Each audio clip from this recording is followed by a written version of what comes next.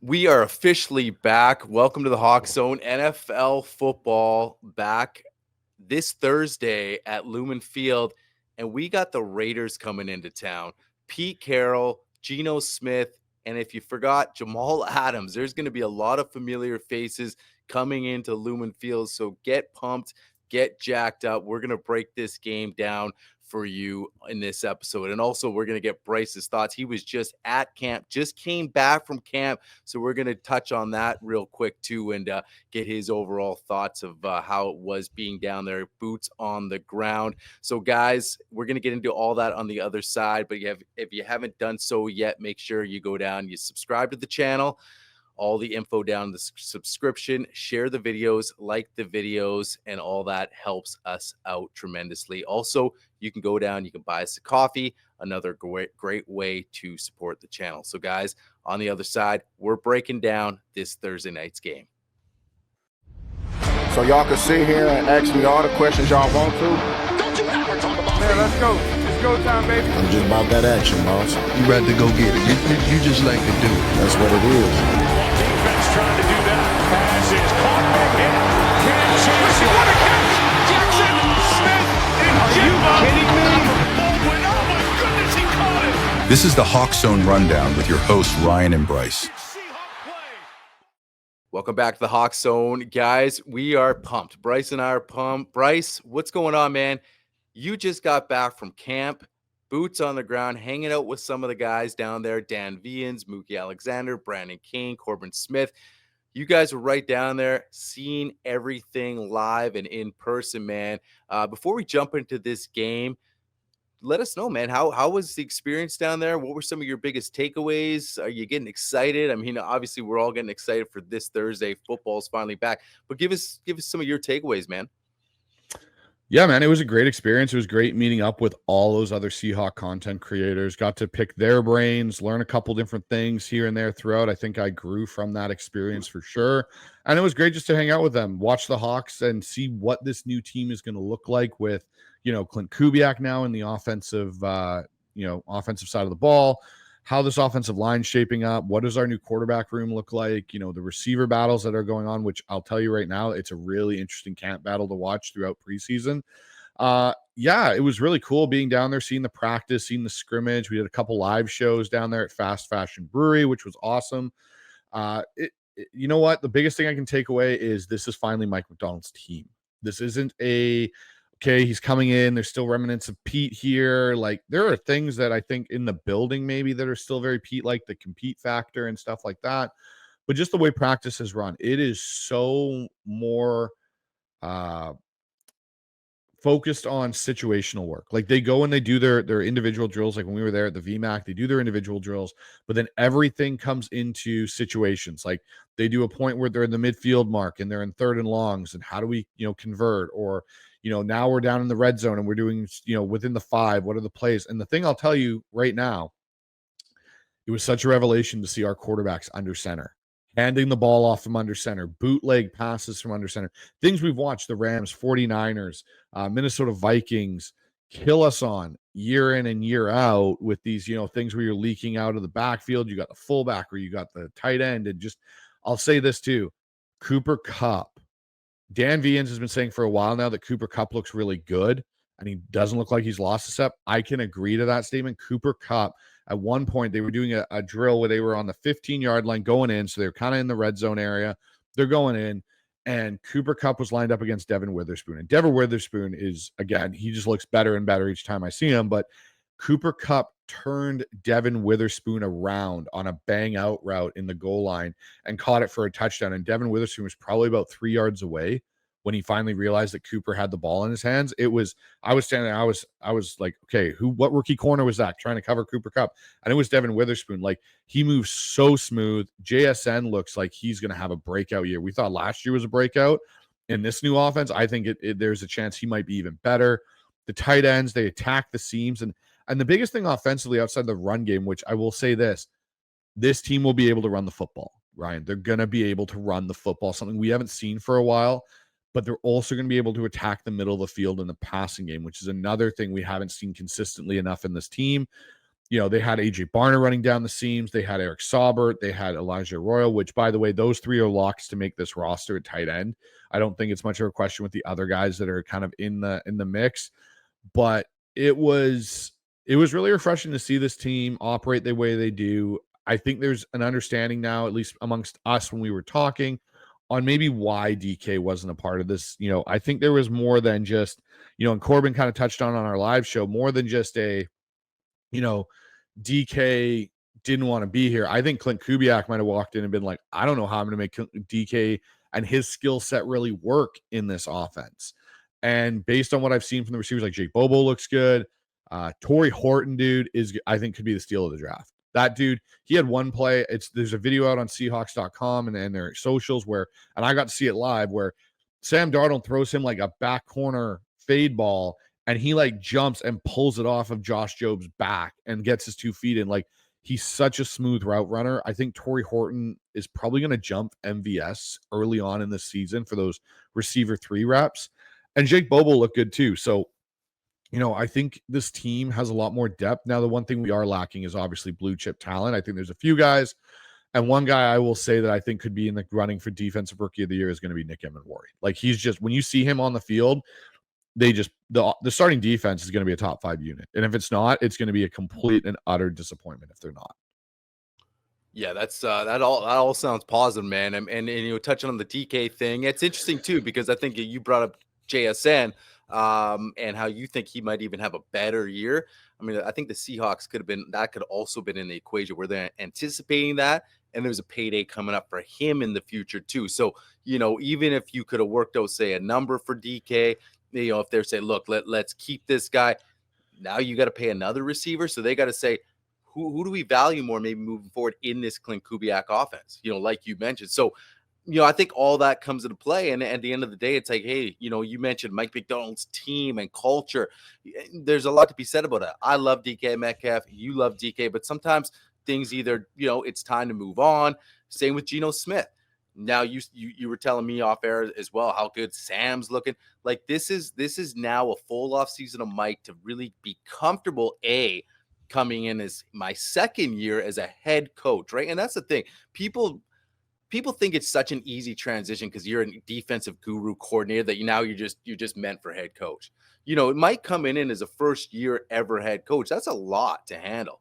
So for him, just trying to learn the ins and outs, how to run a practice his way, that's tough in year one. So now you said you're down there now, seeing how now I'm assuming he really looks comfortable, right? Like, this is now officially my team. The Pete era is behind me, long gone.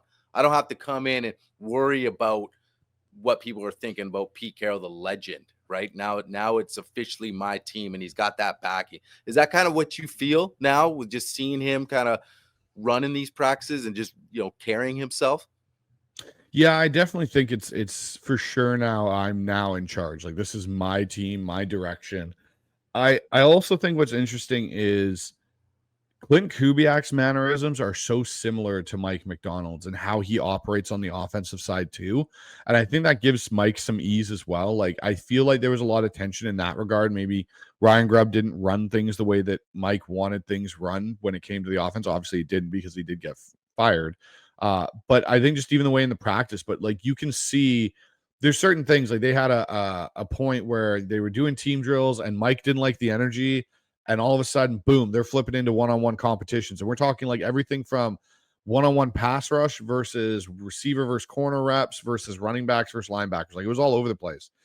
And it was good to see. Like, you can just sense the one thing I'll say about this group, though, is they have some swagger, especially on defense. Emani, Devin Witherspoon, Reek Woolen, that whole group there has some swagger to them.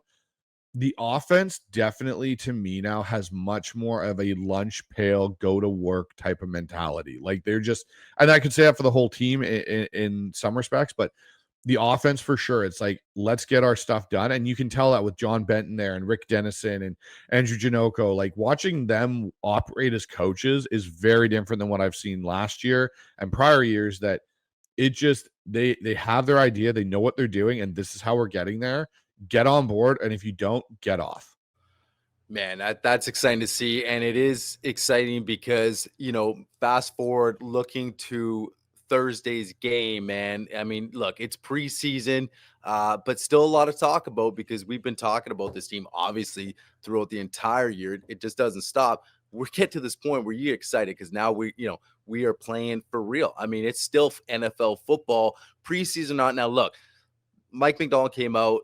The stars aren't going to play. So, guys, if you're coming in buying a ticket, thinking you're going to see some of the starters, seeing Sam Darnold, it's not going to happen. But that doesn't mean we're not eyeing on some players that they're going to be some exciting guys to watch. And this is what you sort of look at. Also, hey, look, Pete Carroll's coming back to town, man. I mean, that's worth a ticket on its own. So Pete coming back, obviously some other familiar faces. Now, will he play Geno Smith back?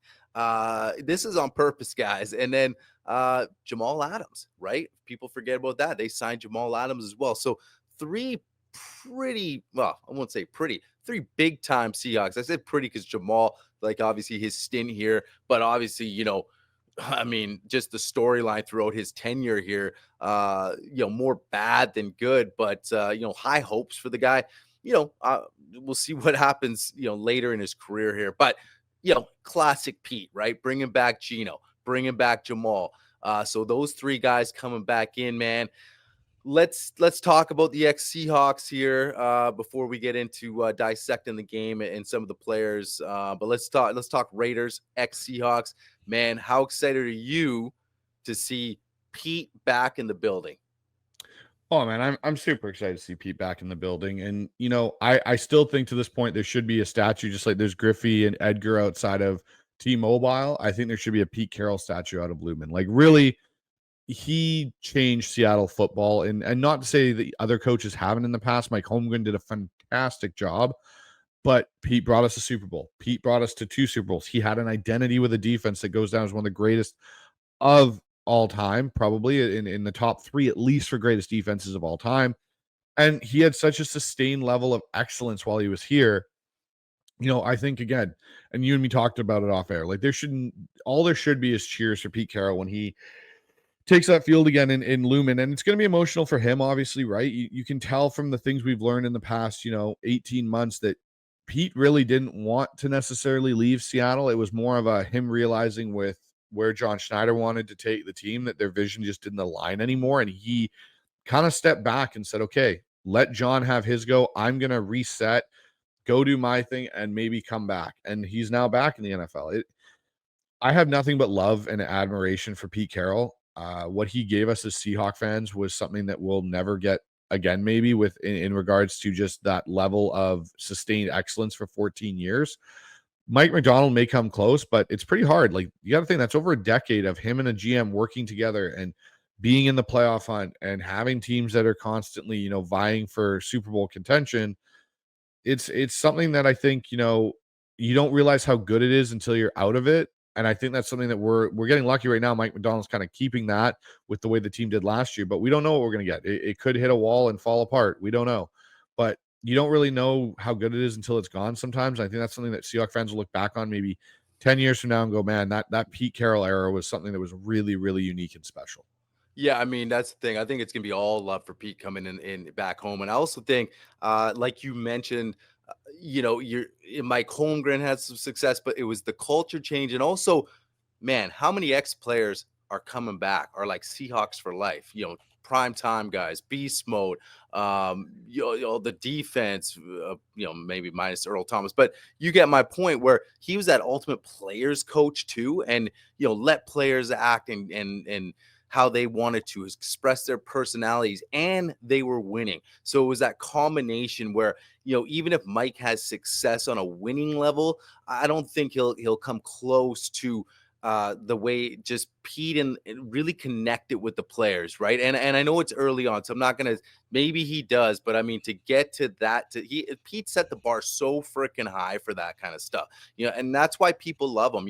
We still love how he's out there and he's doing wind sprints. I think he was doing it down in Vegas with the guys now on the Raiders, and he's out there, throwing passes, and he's, running around in his 70s, and people just admire that about the guy. He just has that connection with his players and the fans. So, Mike's, hey, if we win, brings them Super Bowl, I mean, that would be great. And we're so early, but I think they're just two different people, two completely different personalities. So Pete, as a man and a coach, man, it's awesome. And I agree. I think it's a matter of time. They do get a statue in there.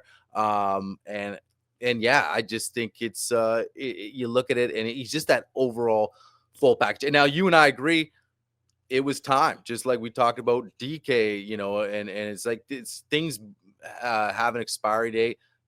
It was time for us to move on, new era, and we're all excited about the new era. But he's absolute legend. I can't wait. It's going to be cool to see him back. And you're right, man. It's going to be super emotional for him. So yeah, I hope they do some kind of, have you heard anything about a tribute video going on, or what have you heard? I haven't heard if there'll be a tribute video or not. I would expect there to be something. That's what I'll say. Yeah, I expect there to be something for Pete. I don't think there'll be anything for Geno or Jamal. No, not Jamal. I think there's a chance that you may see. It'll be interesting to actually. I'll say this. Talking about the ex-Seahawks coming back, it'll be interesting to see the reception Geno gets, because it was a very bipolar relationship with the fan base. And, remember when Russ came back with Denver? I guess it was a regular season game, but still, there wasn't a lot of, like, as much as what Russ did was great, the way it ended didn't leave a good taste in Seahawks fans' mouths, I think, and it kind of wasn't exactly what Russ, I think, had hoped for in an extent in his return. Like, I think he expected a little bit more love, didn't necessarily get that love. I think there's something to be said that it could be very similar for Geno here, just because of how the relationship was. I think it was a very, and I'll say it again, bipolar relationship. It was, you'd have fans that absolutely loved Geno. You'd have fans that absolutely hated Geno. And then you had a group of us, that were kind of in the middle that said, yeah, Geno's a good quarterback. I just don't know if he is the quarterback. And so I think that's going to be kind of where that reception kind of leads on Thursday night to see for Geno. And again, like for Jamal, I'm happy Jamal's back in the league. I'm just happy it's not on the Seahawks. And I think there would be no other place for him to really have it work out than with Pete. But it's interesting enough, he's gone to linebacker for Pete, where he wasn't going to go for linebacker for Mike McDonald and John Schneider last year when there was the discussions around that. And I just find that, again, I think it's Pete's ability to get players to really fall in love with what he does and how he does it, and his reach to his guys that get them to do things maybe that they wouldn't do for anybody else. So it'll be interesting to see, where Jamal fits in with that Raiders team. Is he actually got a reasonable shot of making that roster? But it'll be interesting to see. I think Geno maybe plays a series, because Pete's always done that. He's had his starters play, and it's a new team for Pete and a new, way to set his, vision in motion there. So I think there's a chance that we see a few more Raiders starters maybe play, but we know that the Seahawks starters won't be playing. Yeah. And real quick, the Russ and Geno thing were a little different as far as, like, I think when Russ was here playing, like, maybe up to the last, until he heard the trade rumors, majority of the fan base loved him. I mean, look, he brought us to 2 Super Bowls, won a Super Bowl. You could have made a statue for him right away.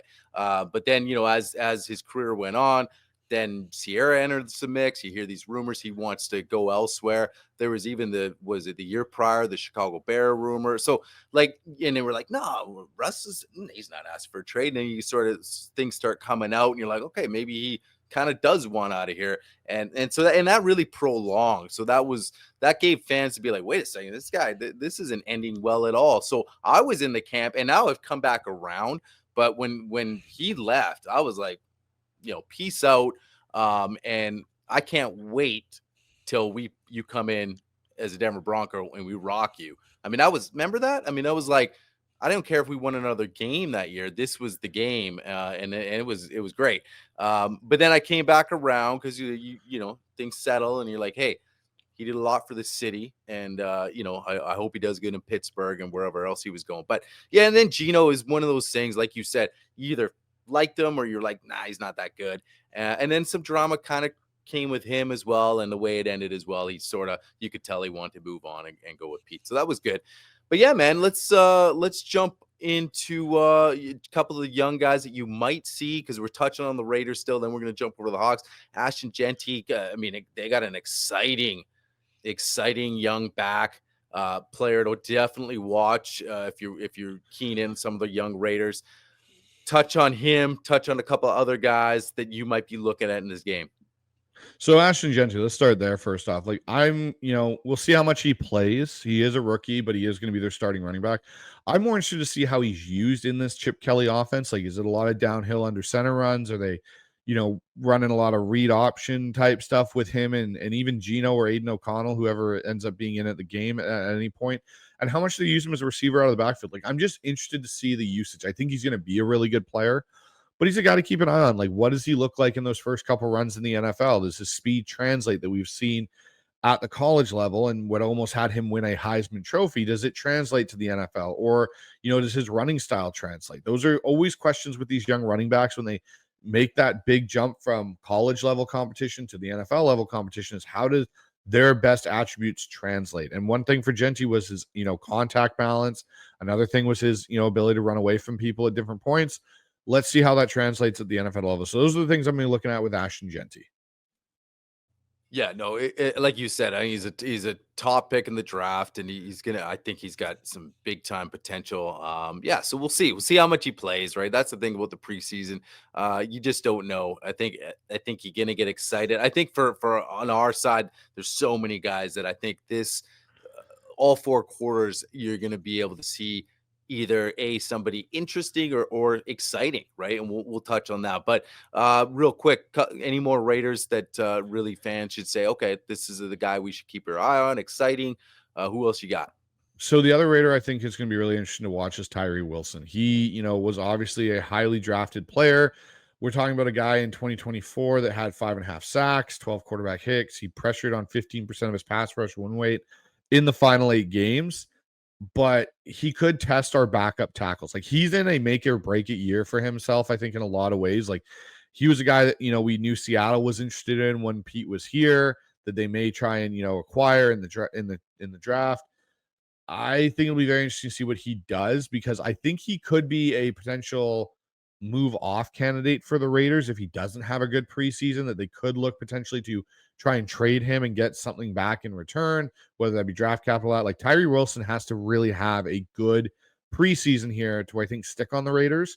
So he's a guy that I'm very interested to see. And the reason I want to see is he has the talent in a lot of ways, I think, to give our backup tackles in Seattle, like a Mike Jarrell, a Josh Jones, a Kite, these guys, some serious, reps for whether or not they actually matter and how they hold up for an NFL tackle versus a NFL level pass rusher. So it'll be interesting. I think, at the end of the day, these are 2 of the Raider players that I'm going to kind of be looking at. One, obviously I want to see Gentry. He's, pretty exciting. And then the other one is Tyrie Wilson, because I think, he's a guy that has a lot of potential and upside, but we got to see if it actually kind of comes to fruition for him this preseason. Yeah, no, absolutely. All right, look, guys, let's get over to the Seahawks now, man. Like, Mike McDonald already talked about that starters aren't going to play. But, Bryce, you're down at camp. There's a lot of guys that we've talked about. Obviously, everybody's excited about, the guys we drafted all the way really into the 7th round.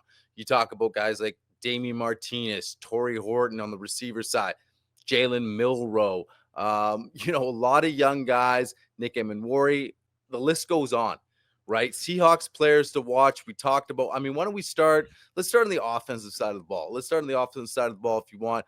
For me, let's touch on that. Let's touch on Christian Haynes. What's going on? What's his status? We've heard some back and forth that he's in competition for a guard spot. What's going on? Well, I'll tell you this. When I was down there, it was really interesting. Christian Haynes, when I was there at the practice at the VMAC, he did all the positional drills, the one-on-one type stuff. And then all of a sudden, when it came to team drills, he didn't do anything.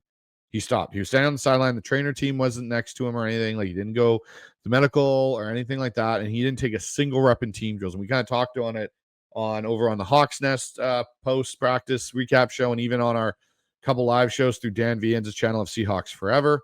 And we all kind of were like, this is kind of odd. Like, why isn't he taking anything? And during the time he was doing positional drills, I'll make it note, he was taking solely snaps at center.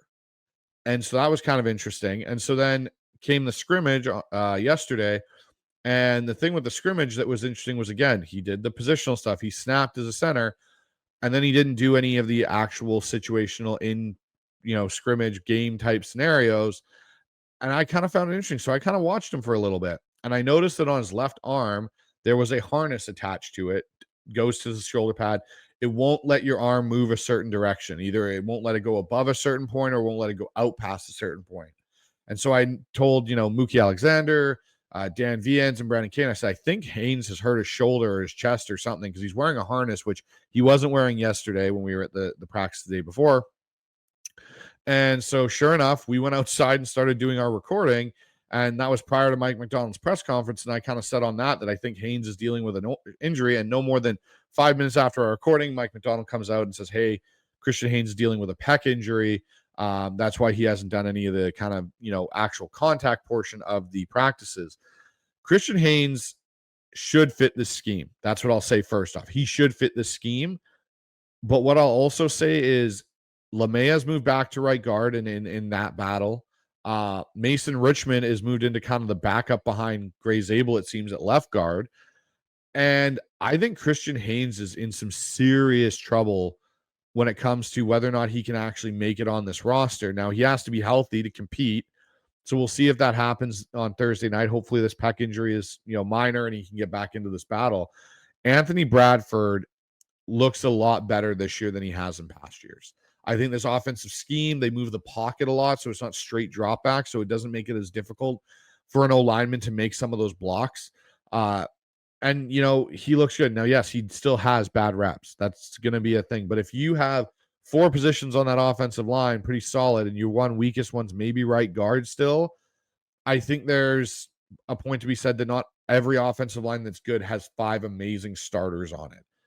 So what I'll say, though, is Christian Haynes has to have a good preseason. Like, he can still be in this battle, but clearly John Benton doesn't put up with guys making mental mistakes. He doesn't put up with guys that won't give effort. Christian Haynes has to go out and show that he can kind of take this job and just hang on to it, but he's got to be healthy to do that. Yeah. No, I like to hear that, man. So, yeah, because you know what? Competition is what you want, right? So, good. I mean, that's great to hear about Bradford, too. And he's got that dog in him, too, right? Which they like. So, if he can come out and not take as many bad reps, then, we'll see. But, yeah, man, talking about guys on the offense, for me personally, I want to see Damen Martinez, man. I want to see him get out and just be the bruiser that he is, because, especially now with Kenny Mack gone, that really opens up the door for Damen Martinez. Obviously, George Halani's still there. You talk about how this team wants to run the football, and we all know that going in with Kubiak. So, that's a guy for me that I really want to see him get out there and see how he can move around and how they utilize him in this offense. So that's a player for me to watch, man. What about you in the running backs? Damen, obviously, talk about that a little bit. Did you see him down there? And what were your thoughts? Yeah, Damen Martinez looks good. He definitely has a different running style to him than the other ones. He's a little bit more explosive. Jarcadia Wright, I think, is someone that's going to pop in the preseason. He's, I guess, the 5th running back currently on the roster.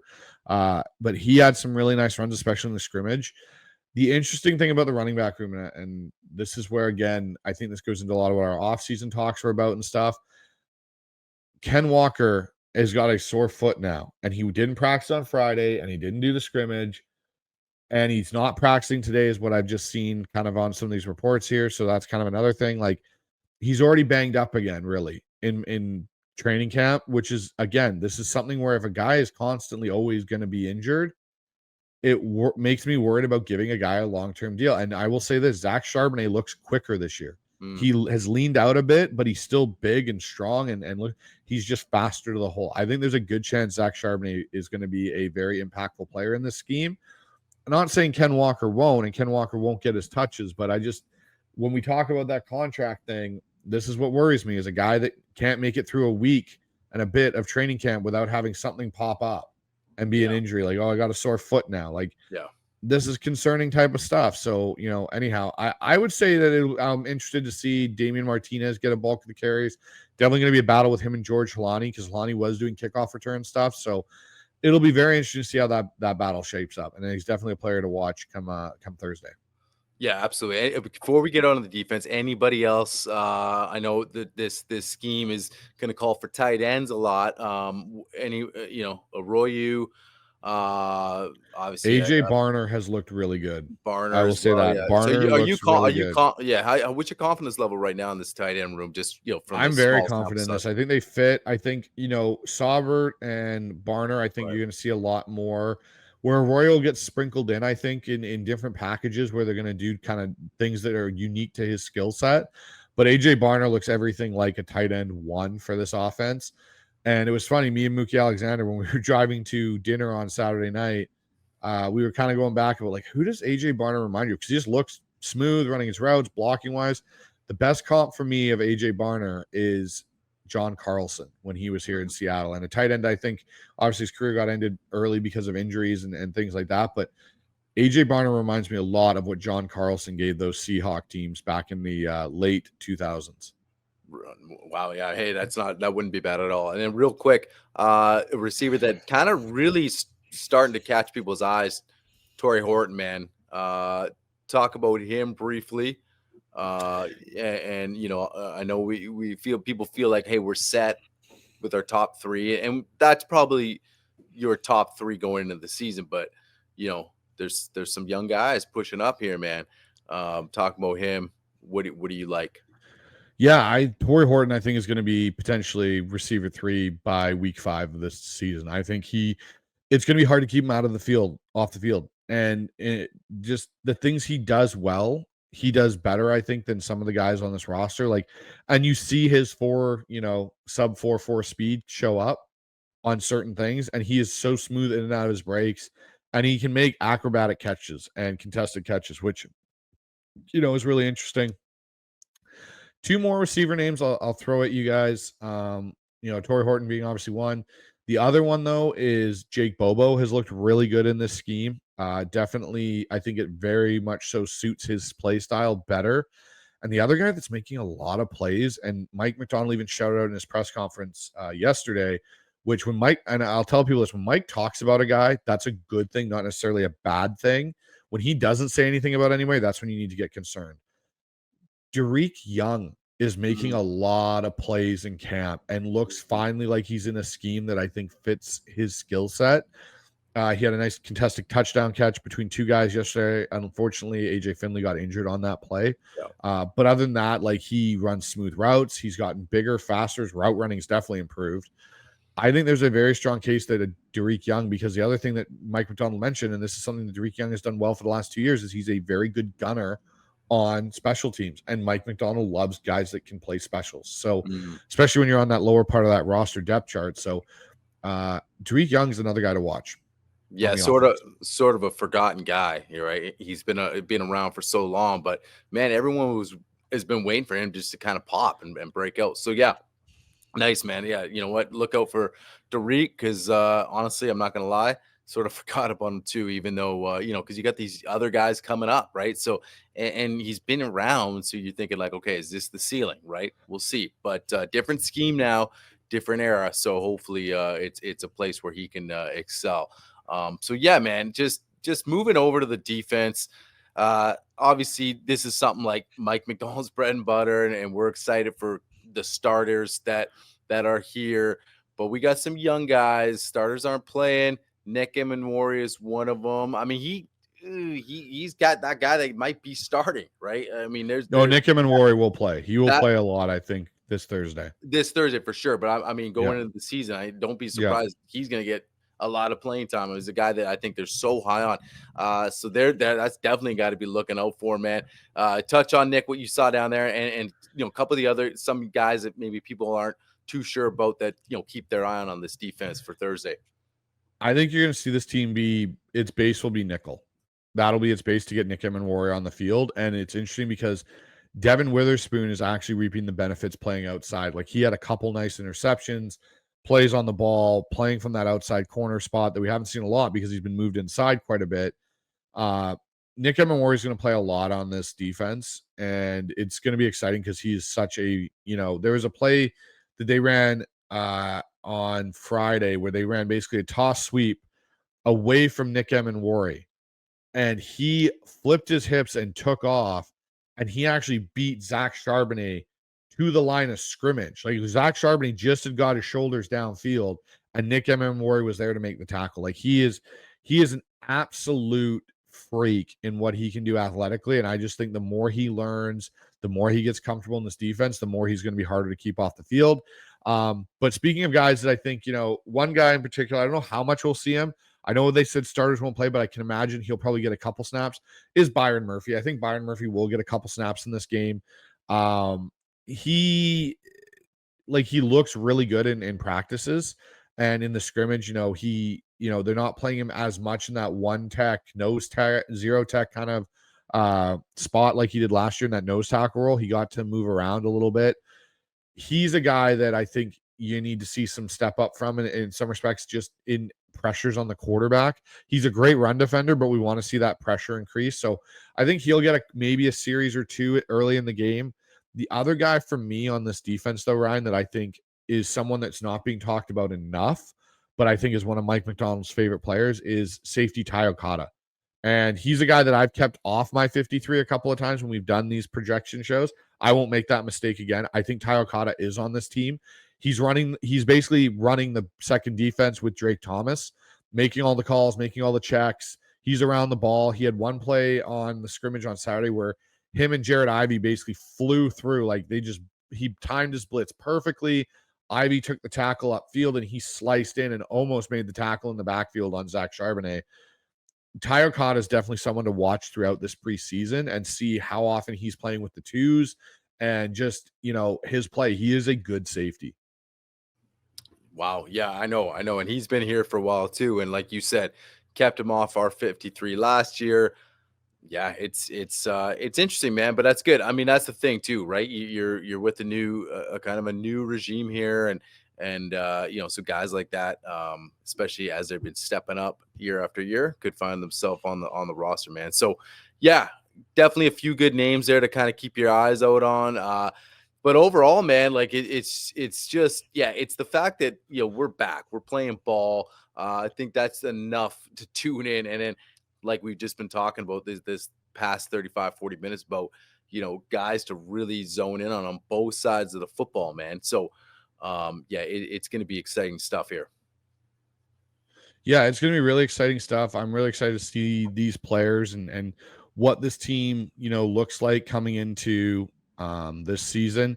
The other thing too, and I'll mention it just quickly here, is before we get to our final thoughts, is Clint Kubak's offensive scheme. You're going to notice a significant difference from what we have seen. I would say this offense, to me, watching it, I don't think we've seen anything really like this since maybe when Tavares Jackson was the quarterback and Matt Hasselbeck for the early Pete Carroll teams.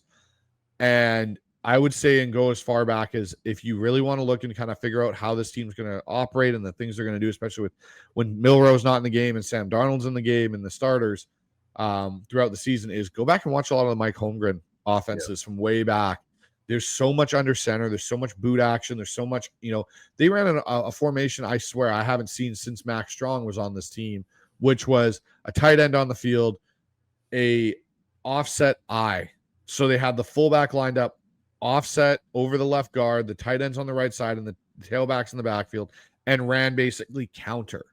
And I was gushing over it because it went for, I think, 7 yards with Zach Charbonnet and Robbie Oots and the starting offense. But I was like, this is something we haven't seen in however many years, right? Like, this is, again, something that we haven't seen from this offense. And their commitment, even in the scrimmage, to run the ball is evident. And some of the concepts that Clint Kubak's got with attacking the middle field are just brilliant. And there was one play I know Mookie Alexander wrote about in his field goals article where they ran play action with a drop back for Sam Darnold, and JSN ran this condensed post corner, and he was open by about 10 yards from the closest DB and caught it and went for another 15-yard gain before he was run out of bounds by Julian Love. Those are the plays that we haven't seen in Seattle for a long time, and I think it's going to be really refreshing for Seahawks fans to see. This offense is going to be very, very good. I don't know if it'll be great yet, but I think we're definitely going to see a higher floor for this offense than we've seen in past years. Yeah, no, I can't wait, man. And I'm just looking for efficiency, right? Nothing crazy. Just take care of the football, like you said. Stick with running the ball and just like you said, man, just some of the stuff you just brought up. Like it's just going to be refreshing to see. And I think, I know we're sort of speculating, but you kind of mentioned how is DK going to fit in my offense? Like if you're Clint Kubak, and sometimes you look at last year with Ryan Grubb, and we all know that Ryan Grubb's not ready for the NFL, but right away just tried to sort of zone in and force feed DK Metcalf, right? And it just sometimes that's what happens when you have a primetime guy like that. And really at the end of the day, too, just some small criticisms. We always felt like DK had that next level that he didn't really reach, right? So I think now what you got overall too is the route running overall more polished. You're more confident in that, especially your two guys with Cup and JSN. I mean, really find me a 1-2 combo in the league is good. And I know Cup, the health, if he can stay healthy, man, like you said, he looks great. Like I'm excited, man. And then with the scheme, I think just overall, as an overall package, you're like, okay, we have enough pieces. Doesn't not necessarily have to be a superstar room, but it's pretty damn solid where you can feel really confident in everything. So I'm excited, man. I'm excited. And then, like you said, if this defense takes off to be a top 5, then that's it. We can just take care of the football. Don't turn it over. Be efficient. And I think we're going to be a lot better than we were. So, yeah, man, exciting stuff. Real quick, how much you expect Jalen Milroe to play? I expect Jalen Milroe to play a lot in this preseason. Like I wouldn't expect Sam Darnold to take a majority of his snaps until probably the Green Bay week when they're in week 3. They're getting ready for the season. Sam knows this offense. Like you could see it in the execution of the scrimmage and even in the practices. Like he understands where guys are supposed to be now. I think some of the premature statements coming out of OTAs about how jitterish he looked and stuff were, I think, overdone. The quarterback I saw on the weekend is definitely a guy that understands his offense, is in control of this offense. And his leadership is actually the one thing I was impressed with the most. He isn't necessarily the raw guy, but this team gravitates towards him. Like, and I mean guys that have been here for a while that have been through they gravitate towards Sam and his style. Like just his interaction with the O-line, with the players on defense and everything. Like this team loves Sam Darnold. They really do, and that's something that comes through in the practices when you watch them. The other thing I'll say is another player I forgot to mention earlier, but I'll mention him right now to watch for that I think has made a massive jump, and I think is going to be someone that could be an interesting piece of the Seahawks' future is Mike Jarrell. He has moved from right tackle to left tackle, and he looks so much more comfortable as a left tackle this year that I think there's a chance he makes this roster as the backup left tackle. Josh Jones will be the backup right tackle. I think Mike Jarrell really has put himself in a good position to make this team this year. Interesting stuff. Yeah, no, for sure. I think it's all good, man. I think I love it. I'm pumped that we're back. So guys, yeah, this Thursday, 7 p.m. at Lumen, Pete back, Geno back, Jamal back. Like it's gonna be great. The fact that it's the first game preseason and Pete's coming back, like what a way to kick off the preseason NFL. So it's good, man. So yeah, my overall thoughts, I'm just excited it's back. I don't really have a prediction because it's preseason. So I mean, for me, I don't think we even need to do predictions unless you want to do one. But I think it's I mean, you can throw one out there, but it's just you're going against you don't have none of the starters. It's a lot of like you said, guys are critiquing Sam on OTAs. I mean, we're here to make mistakes, get the kinks out, develop. And make some plays, but the score to me is irrelevant. I just think focusing on some of the things that we talked about, and yeah, man, it's gonna be an exciting season overall. No, it definitely is, and I'm not too worried about the score in this game. For me, I want to see the guys that we mentioned have good games, show some stuff. Yeah. I also just want to see what this offense looks like in a full game situation and how different it looks, and just see these young guys go out and have, good preseasons. And the other thing I'll say is just no injuries. I don't need to see another Chenna moment from No. last year. Nothing like that. Everyone gets out healthy. And I know that's kind of a pipe dream because guys always get nicked up, but no serious injuries is what, my hope is for this game in this preseason. Yeah, good point, guys. Let us know what you guys think. Drop it in the comments. If you got a score, throw a score because we'll take scores. Like they're fun. And throw it in the comments who you really want to see out there, and is your favorite young guy or just guys to expect to play on Thursday that you're looking to see. And also drop in the comments if you're going to the game because I know it's a hyped up game for preseason. So let us know in the comments if you're going. And it's going to be great. So Thursday, guys, don't be missing that one. We're going to be back with you guys as well. We got a lot of good stuff coming up. We just keep rolling. We're going to get busier and busier as we go on here because the season's just around the corner as well. So make sure you subscribe to the channel, guys. Also, we're part of fieldgoals.com. So go over there. The loads of great writers over there as well. We're the official podcast for fieldgoals.com. Make sure you also check out our membership program. We got the store, HawksZoneRundown.com. So Bryce, any final things before we get out of here? Yeah, guys, also go check. We've put up 2 of our interdivision preview shows with Blaine from Turf Time Show and also with Jason Aponte from the SB Nation on covering the 49ers. And I believe it's the Sprint Ride Option podcast he's got going on over there. But check out those shows, guys. They're great insight from those guys on those 2 teams. We're obviously going to see the 49ers week 1. So make sure you guys go and check those out. Drop your comments, give your opinions on those, as well as the 2 live shows that we just did this weekend. Those are up also on our channel. So make sure you guys pop over there, have a view at those. There were some great, conversations from Corbin Smith, Brandon Kane of the Hawks Nest, Mookie Alexander Field Goals, and of course, Dan Viens of Seahawks Forever and myself. Yeah, no, awesome stuff. So, guys, check out all that. We're out of here. Till next time, go Hawks. Go Hawks.